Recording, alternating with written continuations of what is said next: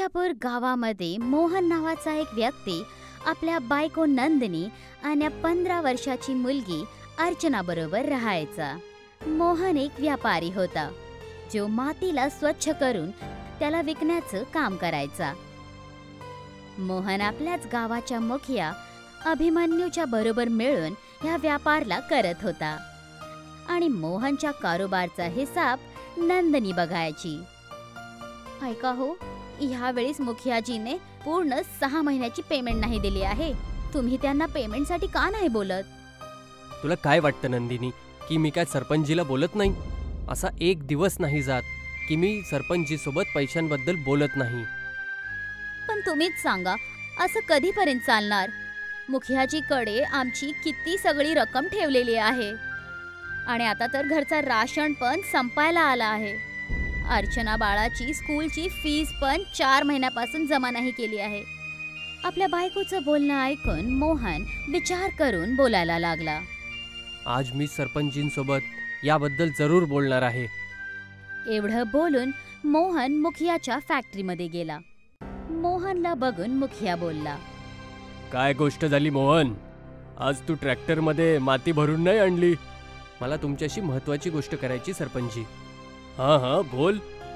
सरपंचजी, एकदा हिशोबाचं बघून घेतलं असतं तर जास्त चांगलं झालं असतं। तुम्ही मागच्या 6 महिन्यापासून मातीची पेमेंट नाही केली आहे आणि आता माझ्या खिशामध्ये फुटी कवडी नाही राहिली आहे, इथपर्यंत की घरातलं राशन सुद्धा संपलंय। माझ्या मुलीच्या शाळेची फीस सुद्धा 4 महिन्यापासून दिली नाहीये। कमीत कमी मला अर्धी रक्कम तरी दिली असती। मोहन, मी सांगितलंय ना तुला, बाजार थोडा मंद पडलेला आहे। जसं जसं सगळं ठीक होईल तुझी सगळी रक्कम एक सोबत तुला देऊन टाकेल। पण सरपंचजी, आता माझ्याकडे ट्रॅक्टरमध्ये डिझेल भरायला सुद्धा पैसे नाही राहिलेत। आता मी त्याच्यामध्ये काही नाही करू शकत। आता फक्त एकच रस्ता आहे। आता तू तुझ्या पत्नी आणि मुलीला सुद्धा कामाला लाव। शेवटी तुझी मुलगी सुद्धा 15 वर्षाची झाली आहे।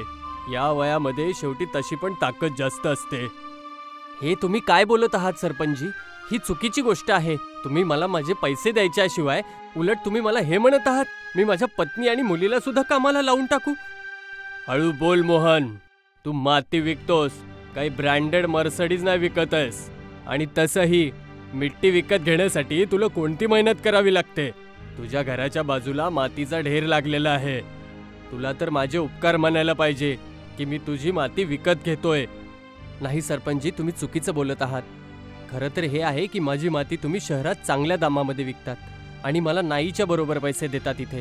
आणि यावेळेस तर तुम्ही हद्द केली आहे। 6 महिन्यापासून तुम्ही मला पैसेच नाही दिलेत। एकतर मी तुझ्यावर उपकार केले, तुझी गरिबी बघून मी तुझी माती तक विकत घ्यायला तयार झालो। तुझी थोडीशी रक्कम काय थांबली आहे तर तू माझा अपमान करायला लागलायस। मी तुमचा काही अपमान नाही करत आहे सरपंचजी। मी तर फक्त तुमच्या समोर माझी व्यथा सांगत आहे की माझ्या घरातलं राशन सुद्धा संपलेलं आहे। आता तुम्हीच सांगा की मी काय करू? तेच की तू ह्याच्या आधी जे करत होतास। तुम्हाला जे बोलायचे ते मी नाही समजलोय। सरळ समजायचं मोहन, तू ह्याच्या आधी काही काम नव्हता करत, असंच बेकार फिरतच राहत होतास। आता तू पण बाकी लोकांसारखं दुसऱ्यांच्या शेतामध्ये काम कर आणि आपल्या परिवाराचं पोषण कर। मला तुझ्याशी काही घेणं देणं नाहीये। आणि हां, परत इथे नको येऊस। मी बर्बाद होऊन जाईल असं नका करू। मला तुम्ही थोडेसे तरी पैसे द्या ताकी मी माझ्या घरातलं 1 महिन्याचं तरी राशन घेऊ शकेल। 1 फुटी कवडी देणार नाहीये मोहन। तुला जे करायचं ते कर, मी तुला आता 1 पैसा नाही देणार आहे। मोहन मुखियाच्या समोर गिडगिडत राहिला। मुखियाने मोहनला खूप काही बोलून त्याला अपमानित करून आपल्या फॅक्टरीमधून बाहेर ढकलून दिलं। हे तुम्ही बरोबर नाही केलं सरपंचजी। तुम्हाला चांगल्या प्रकारे माहिती आहे मोहनच्या घराच्या बाजूला मातीचं जे छोटंसं पहाड आहे ते किती किमती आहे। तुम्ही तुमची हवेली आणि कार मोहनची माती विकून विकूनच कमवली आहे। मी एकदम बरोबर प्रकारे जाणतो बल्ली। मला तुमच्यासोबत राहून 10 वर्षापेक्षा जास्त झालेत। मी जेवढं समजू शकेल तेवढं तुम्ही मला समजून सांगा। तर मग ऐक बल्ली, समोरच्याला कधीच हे सांगायला नाही पाहिजे की त्यानं दिलेला माल किती रुपयामध्ये विकला जातोय। जर मी मोहनला टाइमवरती पैसे द्यायला लागलो तर एक दिवस त्याच्या मनामध्ये लालच पैदा होईल आणि तेच लालच एक दिवस शहराकडे खेचायला लागेल। त्याचा पिता तर मला माती विकत द्यायला तयारच नव्हता, तर मी त्याला एका रोड ॲक्सिडेंटमध्ये मारून टाकलं. सगळ्यांना हेच वाटलं की मोहनचा बाप एका हादस्यामध्ये मेला. तुमच्या डोक्याचं तर एकदम नवलच आहे सरपंचजी.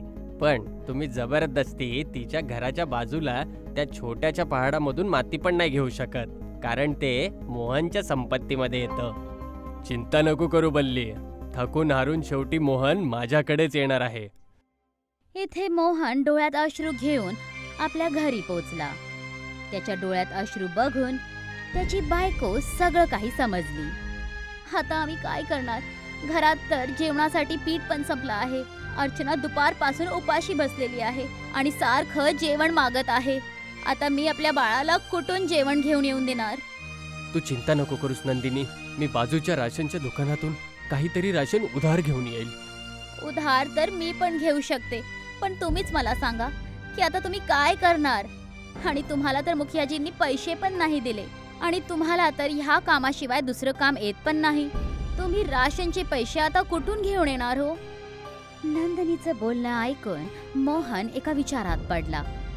तेव्हा अचानक त्याच्या डोक्यामध्ये एक विचार आला आणि तो नंदिनीकडे बघून बोलला, मी तेच काम करेन जे बाबा करत होते नंदिनी.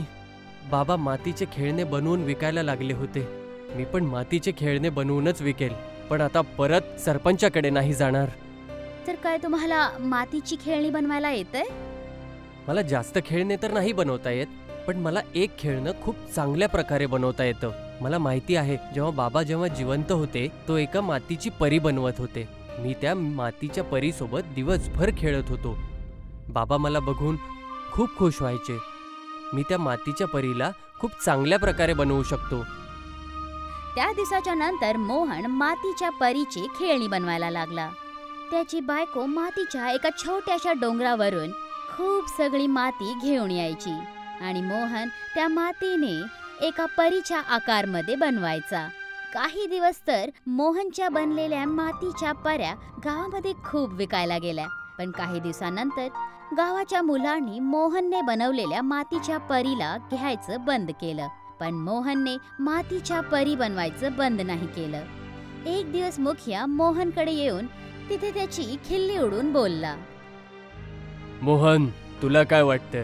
तुझ्या बनवलेल्या ह्या मातीच्या परीने तू खूप काय श्रीमंत होशील? पागल माणूस, आजकालच्या जमान्यात मुलं मोबाईलवरती गेम खेळतात, त्याच्यामध्ये हे तुझे मातीची परी विकत घेतील. एवढं बोलून मुखिया तेथून निघून गेला आणि मोहनने रागात त्या मातीची परी जमिनीवर टाकली. मातीच्या परीचे 2 तुकडे झाले आणि मोहन आपल्या बायकोला बोलला, सरपंची बरोबर बोलत आहेत नंदिनी. आजकाल मोबाईलचा जमाना आहे आणि मला मातीच्या परीशिवाय दुसरं कुठलंच खेळणं नाही बनवता येत. शेवटी माझी मातीची बनवलेली परी कोणी कधीपर्यंत विकत घेईल? खरं तर हे आहे की मी काहीच नाही करू शकत. एवढं बोलून आत जाऊन मोहन आपल्या बेडवर झोपला. अर्धी रात्र झाली होती, पण त्याच्या डोळ्यामध्ये झोप आलीच नव्हती की अचानक मोहनला बाहेर कुणाच्या चलण्या फिरण्याची आवाज ऐकायला आली. मोहन ताबडतोब आपल्या घराच्या बाहेर आला. त्याने बघितलं की त्याच्या बनलेली मातीची परी जिला त्यांनी तोडलं होतं ती आता जुडलेली होती. मोहन ताबडतोब आपल्या बायकोला उठवतो, काय झालं हो? नंदिनी, हे बघ, ह्या मातीच्या परीला मी क्रोधाने तोडलं होतं, पण हिला परत कोणीतरी जोडलं. तुम्हाला काही गलतफहमी झाली असेल. नंदिनी एवढं बोललीच होती की तेव्हा त्या मातीच्या परीच्या वर आकाशामधून रंगबिरंगा प्रकाश पडू लागला आणि बघताच बघता त्या मातीच्या परीमध्ये प्राण आले आणि तिचा आकार एका मोठ्या मुलीसारखा झाला होता. मोहन घाबरून बोलला, कोण आहेस तू? मी एक परी आहे. पण तू तर मातीची होतीस, तुझ्यामध्ये जीव कस काय आला? तुला माहिती आहे मोहन, मी तुझ्या बाबांना खूप चांगल्यापैकी ओळखायचे. तुझे बाबा पहिला खूप चांगले खेळणी बनवायचे आणि त्यांचे खेळणी परी लोकांमध्ये खूप प्रसिद्ध होते. मीच त्यांना मातीच्या पर्या बनवायला सांगितलं होतं. तू एकदम आपल्या बाबांसारख्याच मातीच्या पर्या बनवतोस. तुझ्या घरच्या बाजूला जो मातीचा छोटा पहाड आहे ना, तो एखाद्या मामूली मातीचा पहाड नाही आहे, पण जादुई मातीचा पहाड आहे. तू आपल्या मातीच्या पर्या बनवायचं जारी ठेव. पण माझी मातीच्या परी कोणीच नाही विकत घेते.